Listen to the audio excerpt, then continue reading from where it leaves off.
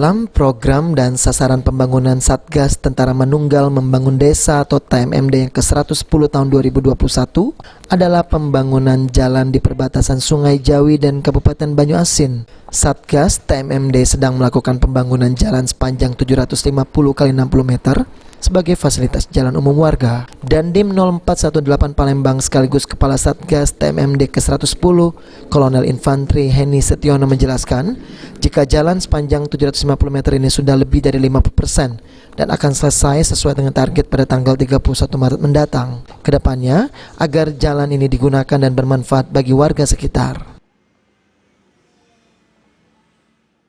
Harapannya untuk transportasi khususnya masyarakat kita untuk mengangkut hasil bumi khususnya yang di daerah sini itu lebih mudah. Kemudian banyak juga masyarakat Banyuasin yang sekolahnya di wilayah Palembang. Jadi anak-anak ini pada saat sekolah dengan tidak ada jalan akhirnya menyulitkan mereka.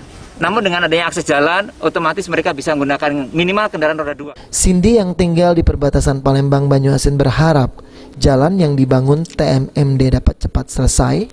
Pasalnya setiap pergi ke sekolah melintas di jalan ini harus membuka sepatu dan berjalan di antara lumpur dan air pasang. Jika jalan ini bagus, Cindy dan teman-temannya tidak akan merasakan lagi pergi ke sekolah dengan kaki yang berlumpur dan seragam yang basah. Ya, becek kalau banjir apalagi Pak. Kalau banjir gimana? Ya banjir. Ya, pakai perahu atau bagaimana itu? Basah.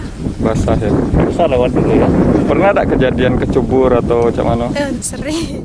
Pembangunan jalan merupakan sasaran pertama yang dilakukan Satgas TMMD pada tahun ini di wilayah Kampung Jawi, Kelurahan Sungai Selincah, Kecamatan Kalidoni, Palembang, sebagai fasilitas jalan penghubung Palembang Banyuasin.